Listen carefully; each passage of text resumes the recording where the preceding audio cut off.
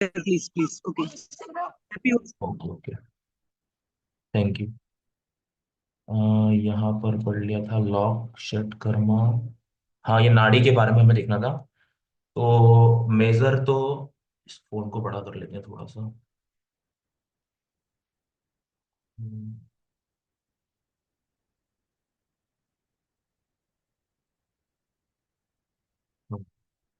तो ये जो अलग अलग हमारे होली स्क्रिप्चर्स हैं, उसमें अलग अलग जो नाड़ियों की संख्याएं वो दी हुई है। जैसे इसमें शिव संहिता है, उसमें लगभग 3,50,000 नाड़ियां होती है हमारी बॉडीज में। जो नर्व्स होती है जिसे हम कहते हैं वो होती है। उसके बाद अलग अलग शास्त्रों में, अलग अलग बुक्स में अलग अलग मेंशन है। बाकी जो इम्पोर्टेंट होती है वो है हमारी ये ईड़ा, पिंगला और सुषमा। तीन नाड़ी होती है। आप म्यूट कर लीजिए। हाँ, ये जो नाड़ी आपको दिख रही है ये होती है ईड़ा। और ये वाली नाड़ी जो है लेफ्ट साइड से आ रही है पिंगला, और ये सुषमा नाड़ी। इसके बारे में थोड़ा सा हम पढ़ लेते हैं डिटेल में। इसको स्क्रॉल। ईड़ा, पिंगला और सुषमा, हाँ। It is known for is feminine and cool energy. हाँ, ये फेमिनाइन के लिए ये जो नाड़ी है, ये फेमिनाइन पावर को रिप्रेजेंट करती है, ठीक है। और जो पिंगला नाड़ी है वो मस्कुलाइन एनर्जी को रिप्रेजेंट करती है, ठीक है। जैसे हमने कल पढ़ा था, एक शिव और एक शक्ति रहती है। योगा का मतलब होता है ज्वाइन करना, मिलाना। ईड़ा और पिंगला नाड़ी को, ठीक है। तो ये एक फेमिनाइन एनर्जी को रिप्रेजेंट करती है, कूल एनर्जी को। और एक मस्कुलाइन एनर्जी को, हीट एनर्जी को रिप्रेजेंट करती है, दोनों। और ये स्टार्ट कहाँ से होती है? इट स्टार्ट्स एट मूलाधार and ends at left nostril. अभी चक्र के बारे में पढ़ेंगे। यहाँ से स्टार्ट होती है, मूलाधार चक्र से स्टार्ट होती है। और एंड कहाँ होती है? एंड होती है हमारी लेफ्ट नोस्ट्रिल पर। ये जो लेफ्ट लेफ्ट नोस्ट्रिल देख रहे हो आप, वहां पर ये एंड होती है, ठीक है। इस is it is associated with the energy of moon. हाँ, ये जो मून एनर्जी है उससे संबंधित ये होती है। और ऐसे ही जो पिंगला नाड़ी होती है, it flows on the right side and ends the night ends at the right nostril. Energy right side, हाँ। और जो हमारी बॉडी का राइट साइड होता है, वहां पर जो हमारी एनर्जी का फ्लो होता है वो कोई कंट्रोल करती है पिंगला नाड़ी, ठीक है। उसके बाद एक सुषमा नाड़ी होती है। It is the main and central नाड़ी थ्रू विच प्राणा फ्लोज टू द अदर नाड़ी। जो प्राण होते हैं, ठीक है, प्राण वायु जिसे हम कहते हैं, वो फ्लो होती है ये सुषमा नाड़ी से, जो सेंटर में आपको पास होती हुई दिख रही है। इसे हम बोलते हैं सुषमा नाड़ी, ठीक है। जो सेंटर से जा रही है, बॉडी को लेफ्ट और राइट पार्ट में डिवाइड कर रही है, सुषमा नाड़ी। इसमें जो प्राण वायु है वो हमारी फ्लो होती है, जो मेन एनर्जी है उसमें फ्लो होती है, ठीक है। इट स्टार्ट्स एट मूलाधार एंड सहस्त्रार्थ चक्र। ये स्टार्ट होती है मूलाधार चक्र से और एंड होती है सहस्त्रार्थ चक्र पर। तो इसके बारे में हम चक्रा के बारे में एक बार पढ़ लेते हैं। इसको थोड़ा सा जूम करते हैं। हाँ, ये चक्र होते हैं हमारे बॉडी के अंदर 7। इसमें से भी क्वेश्चन बन सकता है, इसके कलर ध्यान रखना है आपको और नेम ध्यान रखना है आपको। जैसे जो क्राउन चक्र, हाँ, सबसे पहला आता है हमारा मूलाधार, रूट चक्र, इसे बोलते हैं मूलाधार। जो सेकंड चक्र होता है उसे हम सेक्रल चक्र, स्वादिष्ठान चक्र बोलते हैं, इसका ऑरेंज कलर होता है। उसके बाद मणिपुर, सोलर प्लेक्सस चक्र बोलते हैं इसे, मणिपुर। उसके बाद फोर्थ नंबर पे हार्ट चक्र, अनाहत चक्र। और जो चौथा होता है, फर्स्ट सेकंड फोर्थ फिफ्थ जो होता है हमारा थोट चक्र, इसे हम विशुद्ध चक्र बोलते हैं। और थर्ड आई चक्र अंजना चक्र। और जो क्राउन चक्र होता है सहस्त्रार्थ चक्र। इसके बारे में यहाँ पर हम डिटेल में पढ़ते हैं। हाँ, मूलाधार ये बेस ऑफ द स्पाइन, एकदम लोअर बॉडी पे बेस ऑफ द स्पाइन, जो हमारा स्पाइन जहाँ पर एकदम एंड होती है वहां पर ही मूलाधार चक्र होता है। और इसका जो किस एलिमेंट को रिप्रेजेंट करता है, ये सभी चक्र अलग अलग एलिमेंट्स को रिप्रेजेंट करते हैं। तो ये अर्थ एलिमेंट को, पृथ्वी जो है उस एलिमेंट को रिप्रेजेंट करता है। और इसका जो कलर होता है वो होता है रेड। और फंक्शंस ये किस किस चीजों को कंट्रोल करता है? एक तो क्या क्या इसके फंक्शन होते हैं? एक तो ये हमारे सर्वाइवल के लिए इंपॉर्टेंट होता है, स्टेबिलिटी, स्थिरता प्रोवाइड करता है हमारे शरीर को। और जो हमारी बेसिक नीड्स होती है, फूड, शेल्टर, सेफ्टी, उन सबको फुलफिल करने के लिए रहता है, ठीक है। अगर आपने ये चक्र को सिद्ध कर रखा है तो ये सब चीजें आपको ये सब चीजें आपकी बेसिक नीड्स, स्टेबिलिटी और सर्वाइवल आपका सही से चलता रहेगा। और फिजिकली ये किस चीज से रिलेटेड रहता है? जो हमारी एड्रिनल ग्लैंड से उससे रिलेटेड रहता है। और लोअर बैक, लेग और फीट, इन सब चीजों को ये कंट्रोल करता है। व्हेन ब्लॉक्ड, हाँ, जब ये चक्र, अगर आपका ये इम्बेलेंस है, ये सभी चक्र क्या रहता है, जैसे हमने कल भी पढ़ा था, बॉडी एक होम्योस्टेसिस मेंटेन करके रखती है। जब वो होम्योस्टेसिस बिगड़ता है, वो संतुलन बिगड़ता है, तभी हमें कुछ बीमारियां होती है। तो ऐसे ये 7 चक्र भी है, इनका भी जब बैलेंस बिगड़ता है तो अलग अलग चीजें आपको होती है। जैसे एड्रिनल ग्लैंड से रिलेटेड है, तो जो एड्रिनल एड्रिनल ग्लैंड है वो क्या करती है, एपिनेफ्राइन और नॉन एपिनेफ्राइन केमिकल रिलीज करती है, जिसको हम फाइट और फ्लाइट हार्मोन भी बोलते हैं, ठीक है। जैसे किसी चीज से आपको डर लग रहा है तो आपकी हार्ट बीट फास्ट हो जाएगी, ठीक है। तो इसके इम्बैलेंस से क्या होगा, अब आपको, ये एड्रिनल ग्लैंड है तो क्या होगा, फियर, इनसिक्योरिटी और फिजिकल लेथार्जी। एक तो लो एनर्जी, इसमें आपको वही दे रखा है, फियर और इनसिक्योरिटी। ये मैंने बताया किस वजह से हो रहा है, ये एड्रिनल ग्लैंड को से रिलेटेड रहता है। और एड्रिनल ग्लैंड जो जब हमें डर लगता है या फिर खुशी होती है, तो उस समय भी हार्मोन्स रिलीज करती है। अब इसमें कुछ प्रॉब्लम की तो क्या होगा, हमें डर लगना, इनसिक्योरिटी होना। तो इस तरीके से ये रिलेटेड होता है, इसके पीछे भी साइंटिफिक रीजंस होता है। उसके बाद जो सेकेंड चक्र है, स्वादिष्ठान चक्र, इसे हम बोलते हैं सेक्रल चक्र। अब ये किससे रिलेटेड होता है, इसकी लोकेशन क्या होती है, लोअर एब्डोमेन। ये जो लोअर एब्डोमेन वाला एरिया है हमारा, वहां पर ये रिलेटेड होता है, वहां पर ये इसकी पोजीशन होती है। Lower abdomen below naval near sacrum, हाँ, जो सेक्रम हमारी एक बोन होती है, लोअर वर्टिब्रा के लास्ट बोन, उससे रिलेटेड होता है। अब ये भी क्वेश्चन हो जाता है, जो एक छोटा बच्चा रहता है, उसमें ये चार हड्डियां फ्यूज होके एक सेक्रम बनती है, मतलब छोटे बच्चों में हड्डियां ज्यादा होती है। और जो ये सेक्रम रहती हड्डी है, ये चार हड्डियां फ्यूज होके एक हड्डी बनती है सेक्रम। और ये क्वेश्चन एग्जाम में आ सकता है, क्योंकि हमें पता था 206 हड्डियां होती है। फिर क्वेश्चन ये बच जाता है कि जो एक न्यू बॉर्न बेबी होता है, उसके अंदर बोन्स की संख्या क्या होती है, तो ये कुछ लोअर वर्टेब्रा में उसकी बोन्स ज्यादा रहती है। तो वो फ्यूज होके फिर एक जब मैच्योर होता है तो सेक्रम बन जाती है, तो यहाँ से भी क्वेश्चन बन सकता है। उसके बाद एलिमेंट, ये किस तत्व को रिप्रेजेंट करता है, तो वाटर। और इसका कलर क्या रहता है, ऑरेंज। फंक्शंस क्या रहते हैं इसके, क्रिएटिविटी, सेक्सुअलिटी, इमोशंस, प्लेजर्स, हाँ, मतलब ये हमारे रिप्रोडक्टिव सिस्टम से कहीं ना कहीं रिलेटेड है। और हमारी क्रिएटिविटी, मतलब जो हमारी क्रिएटिविटी रहती है, और हमारे इमोशंस, प्लेजर, इस सब से रिलेटेड रहता है। फिजिकल टाइप, हाँ, ये हमारे रिप्रोडक्टिव सिस्टम से रिलेटेड रहता है, किडनी और ब्लेडर, इन सब चीजों से रिलेटेड रहता है। अब इसमें कुछ प्रॉब्लम की तो क्या होगा, इन्हीं रिप्रोडक्टिव ऑर्गन से रिलेटेड जो बीमारियां हैं वो हमें होगी। इसमें वही दिया हुआ है, इमोशन, इमोशनल इंस्टेबिलिटी, अस्थिरता होना, क्रिएटिव स्टेग्नेशन, आपके अंदर कुछ क्रिएटिविटी नहीं रहेगी, गिल्ट महसूस होगा।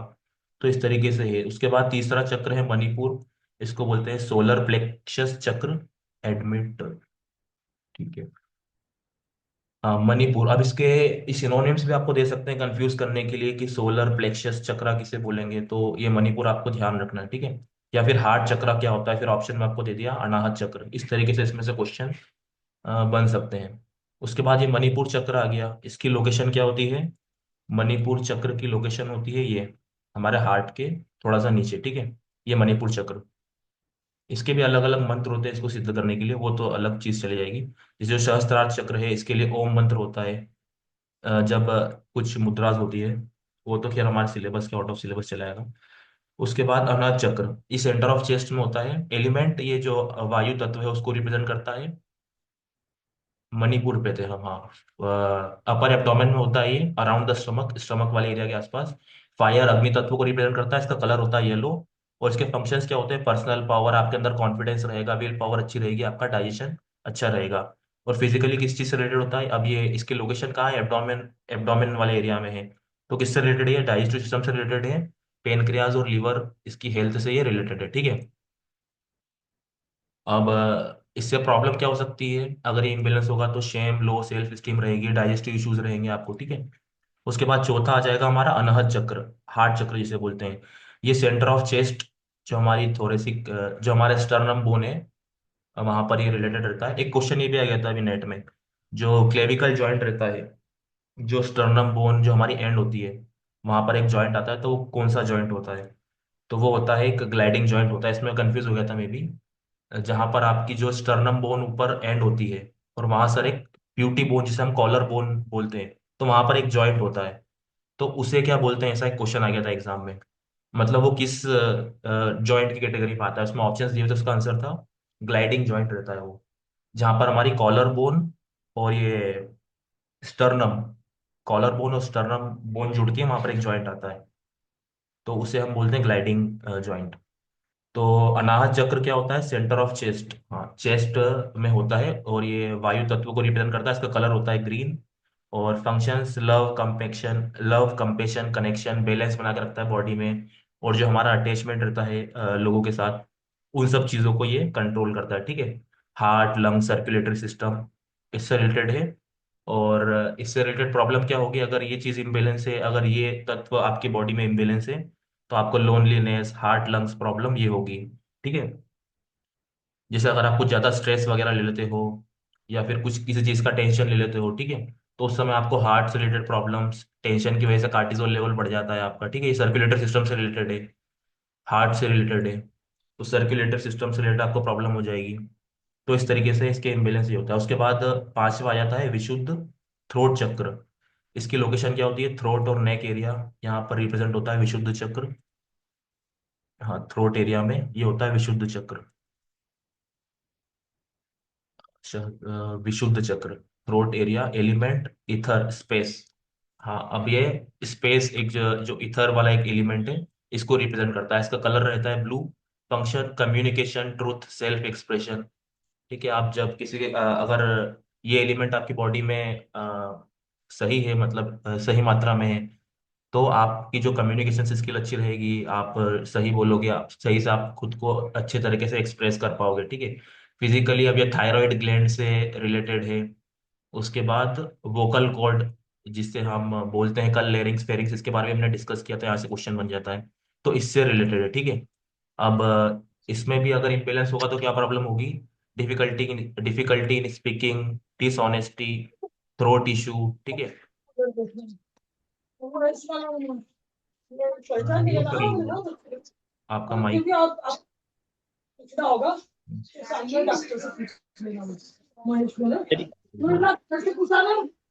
मयूर, मयूर जी, कौन है मयूर? आप आपका माइक म्यूट कर लीजिए।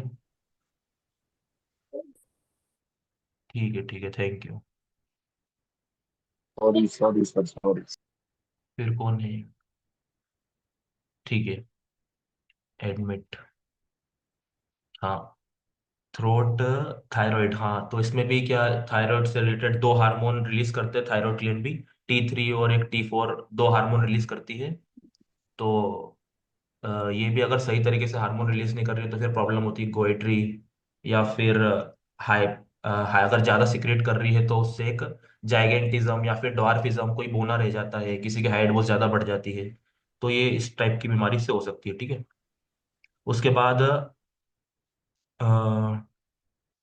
थर्ड आई चक्र, इसका नाम क्या लिख रखा है? गलत लिख रखा है इन्होंने, अंजना। आज्ञा चक्र बोलते हैं इसे, हाँ, अंजना लिख रखा है इसने, आज्ञा, आज्ञा चक्र। हाँ, ये जो होता है आज्ञा चक्र होता है, अंजना चक्र भी इसे बोलते हैं। इसको बोलते हैं थर्ड आई चक्र। अब नाम से ही समझ में आ रहा है, थर्ड आई चक्र मतलब दोनों आईब्रो के बीच में ये चक्र होगा, थर्ड आई चक्र। हाँ, अब ये फोरहेड पर होता है, बिटवीन आईब्रोज। एलिमेंट लाइट, जो एक एलिमेंट होता है, ठीक है, उसको रिप्रेजेंट करता है ये। कलर इसका इंडिगो कलर होता है, ये ध्यान रखना आप। उसके बाद function, intuitions, inside, imagination, perception.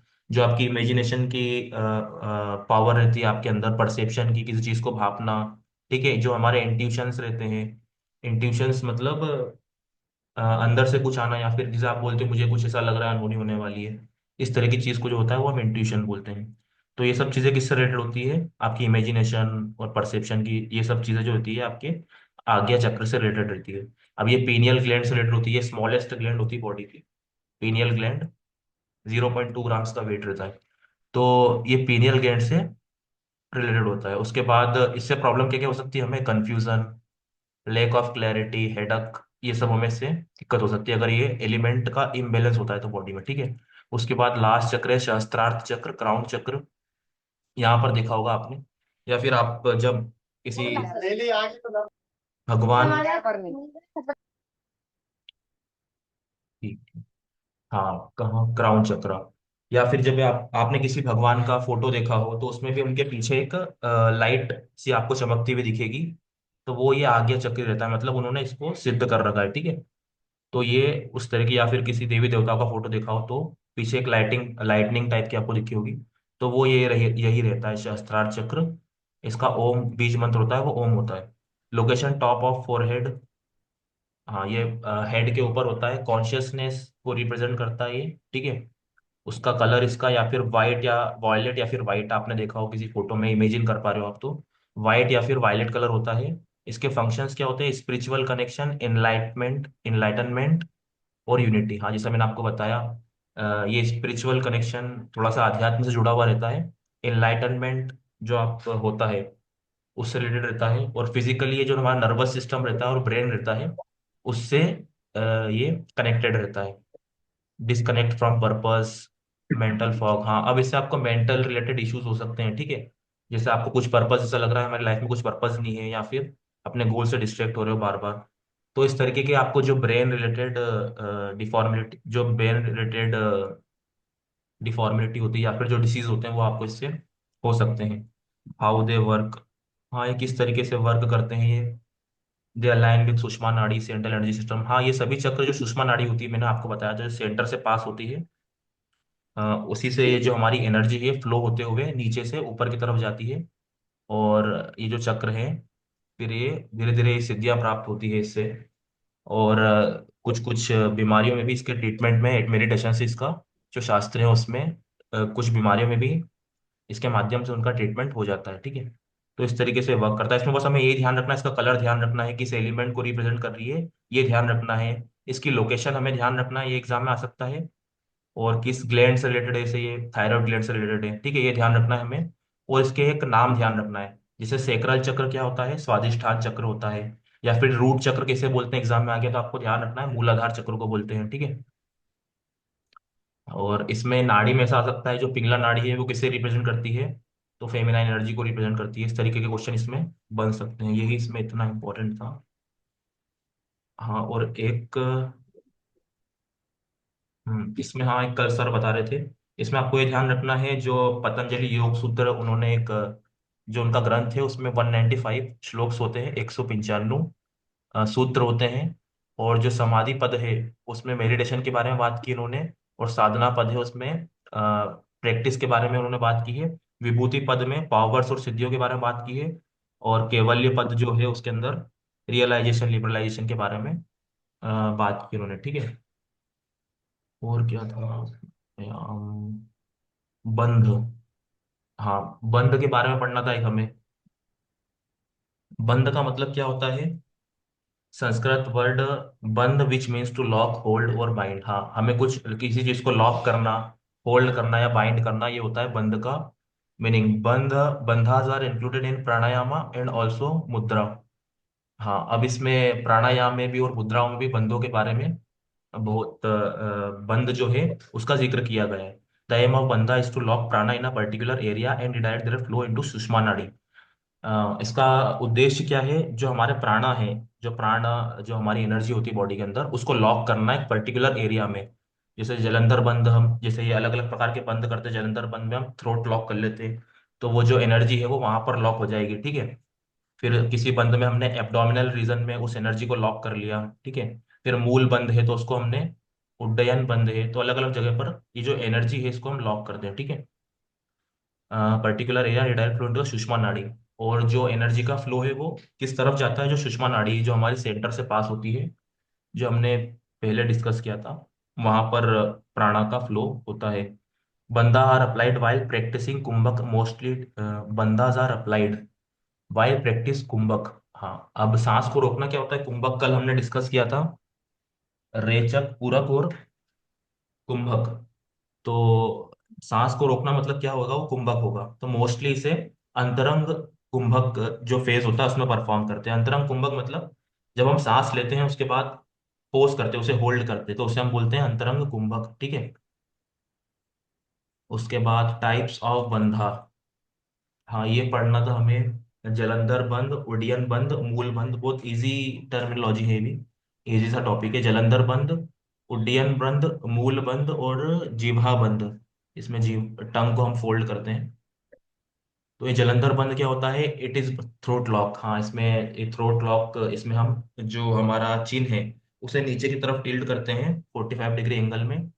और prevent, help prevent flow of fluid from lunar plexus. ये वही जैसा मैंने आपको बताया था, जो प्राणा एनर्जी रहती है उसको हम ब्लॉक करते हैं एक पर्टिकुलर एरिया में, तो वही बता रहा है ये। It प्रेशेस Ida Pingala nadi and allow prana to pass through Sushumna. Presses the, जो ईडा और पिंगला नाड़ी है उसको प्रेस करता है। और जो प्राणा, जो एनर्जी रहती है हमारे अंदर, उसे सुषमा नाड़ी से ही वो सिर्फ फ्लो हो, ऐसा उसको वो जो हमारी एनर्जी रहती है वो ईडा पिंगला से ना जाकर, नर्व से ना पास होकर जो सुषमा नाड़ी है वहां से पास होती है, ठीक है। It clears nasal passage, regulate the flow of blood and प्राणा टू द हार्ट। ये जो हमारे नेजल पैसेज होते हैं उन्हें क्लियर करता है, जो हमारा regulate the flow of blood prana to heart, head and endocrine glands in the neck. हाँ, और जो ब्लड फ्लो है वो कहाँ पर बढ़ जाता है, जो हमारा हार्ट है, हेड है, और जो हमारी एंडोक्राइन ग्लैंड्स हैं नेक में, उसमें जो ब्लड फ्लो है वो बढ़ जाता है जलंधर बंद परफॉर्म करने से। ठीक है। It influence pituitary gland, pineal gland, thyroid gland, parathyroid, thymus gland जो गर्दन के नीचे रहती है। इसमें भी एक क्वेश्चन आ गया था थाइमस ग्लैंड का, कि थाइमस ग्लैंड कहाँ होती है। तो ये चेस्ट के यहाँ पर होती है, सेंटर वाले पार्ट में। इसमें बच्चे कंफ्यूज हो जाते हैं, थायराइड ग्लैंड और थाइमस ग्लैंड में बच्चे कंफ्यूज हो जाते हैं। देखो यहाँ पर एक थायराइड लिखा है, एक थाइमस लिखा है। तो यहाँ से एक क्वेश्चन बन गया था एग्जाम में, मेरा भी गलत हो गया था ये। तो इसकी लोकेशन ध्यान रखना आप, थाइमस ग्लैंड कहाँ होती है, क्योंकि जहां पर सेम वर्ड्स दिखे वहां से ज्यादातर क्वेश्चन बनते हैं। पैराथायराइड और थायराइड ग्लैंड, थाइमस और थायराइड ग्लैंड, तो यहाँ से क्वेश्चन बनने की संभावना है फिजियोलॉजी में। उसके बाद Jalandhar bandha. Jalandhar bandha, the throat lock means net war bandha is first bandha yogi perform contract the throat and neck. हाँ, बस वही है कि जो हमारी पहले हमें सांस लेना है, ठीक है, और थ्रोट और नेक को नीचे चिन डाउन करना है चेस्ट की तरफ। और जो हमारी कॉलर बोन है, मतलब हमें सिंपली जो हमारा चिन है उसे, जो हमारी थाई सेंटर में हमारी बोन रहती है, क्या बोलते हैं इसे हम, सेंटर में बोन होती है उसे क्या बोलते हैं अपन, स्टर्नम। हाँ, स्टर्नम, स्टर्नम बोन होती है। और जो कॉलर बोन है, जो जॉइंट मैंने आपको बताया था जहां से क्वेश्चन बना था, ठीक है, लगभग वहां पर हमारे चिन को टच करना है और इस तरीके से इसे हमें परफॉर्म करना है, कहलाता है जलंधर बंद। इसकी प्रक्रिया बता दी मैंने आपको। उसके बाद जो सेकंड है ये उड्डयन बंद, Sanskrit word Uddiyana, which means to raise up. इसका मतलब क्या होता है, to rise up. Abdominal lock, अब ये क्या होता है, एब्डोमिनल लॉक होता है। इसे भी अंतरंग कुंभ करके, अंतरंग कुंभक करके परफॉर्म करते हैं, जैसे हमें सांस लेना है और फिर अंदर एक वैक्यूम जैसा बनाना है, ठीक है। वैक्यूम जिस तरीके से बन जाता है, ये इस फोटो में देख सकते हो, ये परफॉर्म कर रहे हैं। हमें सांस लेना है और अंदर एकदम वैक्यूम जैसा सांस को होल्ड करके, और इस तरीके की पोस्चर रहता है जब हम इसे परफॉर्म करते हैं तो, ठीक है। उड्डयन मीन्स फ्लाइंग अपवर्ड। उड्डयन का मतलब क्या, उड्डय का मतलब क्या होता है, फ्लाइंग अपवर्ड, मतलब ऊपर की तरफ उड़ना। इसमें हल्का सा जब हम सांस खींचते हैं तो हम हल्का सा, जो हमारी बॉडी होती है वो ऊपर की तरफ उड़ जाती है, ठीक है। It is said to be best bandha, it is the elephant that kills the lion named death. Uddiyana, Uddiyana, how it pulls the abdominal muscles and up after complete exhalation and before the inhalation. Two people are waiting. UK Rao, Amit Yadav, admit. हाँ, उड्डयन बंद। तो उड्डयन बंद में, हाँ, simply हम क्या करते हैं, पुल द एब्डोमिनल मसल्स इन। जो एब्डोमिनल मसल्स है उनको हम पुल इन करते हैं, जैसा कि आप इस फोटो में देख पा रहे हो। And up after the complete acceleration, और एक्सेलेशन मतलब सांस छोड़ने के बाद उसे हम रोक लेते हैं, ठीक है। इस तरीके से एक वैक्यूम बन जाता है हमारे पेट, जो एब्डोमिनल मसल्स रहती है वो इस तरीके से शो होती है। तो ये होता है हमारा उड्डयन बंद, ठीक है। सिंपली हमें जो हमारी पेट है उसे अंदर की तरफ खींच के रोकना है, ठीक है, ये होता है उड्डयन बंद। उसके बाद नेक्स्ट हमारा है, नेक्स्ट है मूल बंद। अब मूल बंध, जैसे हमने मूलाधार चक्र देखा था, तो ये भी मूल बंध है, तो उसी से रिलेटेड होगा। संस्कृत वर्ड मूल, रूट सोर्स। मूल बंध इज पेरिनियम लॉक। मूल बंध इज पेरिनियम लॉक। हाँ, अब यहाँ पे भी क्वेश्चन बन सकता है कि पेरिनियम लॉक क्या होता है, थोड़ा सा बच्चे कंफ्यूज हो सकते हैं। तो क्या होता है, ये मूल बंध होता है when the muscles of perineum are contracted the whole of the pelvic floor is pulled up. इसमें सिंपली हम क्या करते हैं, जो हमारा एनस वाला एरिया रहता है, ठीक है, उसको हम सांस लेते हैं और उसे हम बंद करते हैं। जो हमारा एनस वाला एरिया रहता है उसे एक तरीके से हम क्लोज कर लेते हैं। जैसे इन सभी में मैंने बताया कि आपको क्या करना है, कुंभक परफॉर्म करना है। यहाँ पर भी हमने सांस ली जलंधर बंद में और उसे रोक के रखी। यहाँ पर भी हमने वैक्यूम बनाया और कुंभक में सांस रोक के रखी। और यहाँ पर भी मूल बंद में भी क्या करना है, जो हमारा लार्ज इंटेस्टाइन या फिर जो एनस वाला एरिया रहेगा उससे हमें लॉक करके रखना है, ठीक है। सांस अंदर की तरफ लेके अंदर सांस रोकना है, ठीक है। Mula means root origin foundation in human body located in the perineum. Contract the muscles used in holding the urine digestive. The bandh helps balance the chill desires and helps balance the sexual desire. It moves upon vayu downward in the body to meet up the prana vayu or the master wind, creating a yogic state. हाँ, ये भी वही है। Simply हमें सांस अंदर की तरफ लेना है और उसको रोक कर रखना है, ठीक है। ये हो गया मूल बंध। उसके बाद जिह्वा बंध। जिह्वा बंद हो जाएगा। हमें जो हमारी टंग है उसे अपोजिट डायरेक्शन में टर्न करना है और उसे रोक के रखना है, ठीक है। तो ये हो जाता है Jiva bandh. Tip of the tongue is feel the hole above the palate and thereby blocks the prana shakti. Simply हमारी टंग जो है उसको टर्न करना है अपोजिट डायरेक्शन में और रोक के रखना है, ठीक है। तो ये हो जाएगा जीवा बंद। और महाबंद क्या होता है? इन सभी चीजों का कॉम्बिनेशन, ठीक है। हमें पहले करना है, हमारा चेन डाउन करना है, ठीक है। उसके बाद उड़ियन बंद, मतलब हमें सांस अंदर की तरफ रोकना है और मूल बंद भी परफॉर्म करना है, ठीक है। जो हमारा एनस वाला एरिया है उसे भी हमें ब्लॉक करके रखना है। तो ये तीनों को जब हम साथ में परफॉर्म करते हैं तो ये इसे हम महाबंध कहते हैं। ये भी इजी सा एक कॉन्सेप्ट था। उसके बाद एक चंद्र नमस्कार के बारे में हमने देखा था। इसमें भी हमें सिर्फ क्या ध्यान रखना है? आसनों के बारे में ध्यान रखना है कि इसमें भी इस तरह का क्वेश्चन बन सकता है जैसे your meeting ending 10 minutes, okay. Chandra Namaskar में भी वो क्या करेगा कि सिंपली आपको आसन के नाम दे देगा। जैसे उसने तड़ासन नाम दे दिया, ऊर्ध्व हस्तासन नाम दे दिया, ठीक है, उष्टासना नाम दे दिया। तो वो बोल देगा कि इसमें से कौन सा चंद्र नमस्कार का, चंद्र नमस्कार जो प्रोसेस होती है उसमें कौन सा आसन नहीं आता है। इस तरीके से क्वेश्चन बन सकता है। तो ये हमें सिर्फ ध्यान रखना है इसका सीक्वेंस। पहला होता है इसमें भी तड़ासन, ठीक है, माउंटेन पोज। इसका sequence, Surya Namaskar moon salutation is sequence of yoga poses reflect cooling calming introspective qualities associated with the moon energizing. Surya Namaskar Chandra नमस्कार इज टू टिपिकली मेडिटेटिव आसन। इसका सीक्वेंस सही तरीके से, हाँ, फर्स्ट आसन इसका हो जाएगा तड़ासन। नोट पढ़े कर लेते हैं।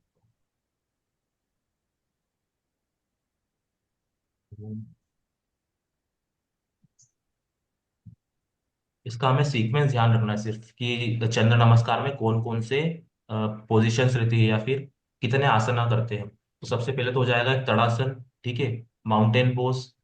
उसके बाद ऊर्ध्व हस्तासना, ऊर्ध्व हस्तासना, ये एक ध्यान रखना है। सेकेंड इसका जो आसन रहेगा उसके बाद ऊष्टासना, फॉरवर्ड बेंड। इसमें मैं कोशिश करता हूँ कि पिक्चर के साथ एक बार ये आ जाए तो और बेटर रहेगा। मैं सर्च करता हूँ एक बार इसे, तो और अच्छे से एक्सप्लेन हो जाएगा। गूगल टैब, इसे हम पिक्चर के साथ देखेंगे तो और अच्छे से समझ में आ जाएगा।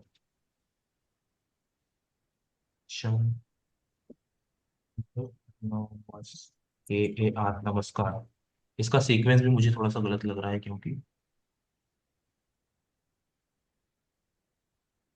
हाँ, अब सही आ गया है। मैं मेरी स्क्रीन शेयर करता हूँ। शेयर, चंद्र नमस्कार, ठीक है। अब आपको शो हो रहा है ये गूगल पर जो चंद्र नमस्कार लिखा हुआ है, मून सैल्यूटेशन। कोई भी एक जन बोलिए, आपको ये शो हो रहा है मून, सूर्य नमस्कार, चंद्र Yes, sir. नमस्कार? Yes. Okay okay. हाँ, Yes, sir. में इसकी भी हमें स्टेप्स ध्यान रखना है। इसमें भी ऐसा क्वेश्चन बन सकता है कि इसमें से आपको चार पांच आसनों के नाम देती है, फिर बोल दिया कि इसमें से कौन सा आसन चंद्र नमस्कार करते वक्त परफॉर्म किया जाता है या फिर कौन सा नहीं है। तो पहला जो होता है इसका प्राणायाम आसन होता है, एक्सेल करते हुए परफॉर्म करना रहता है।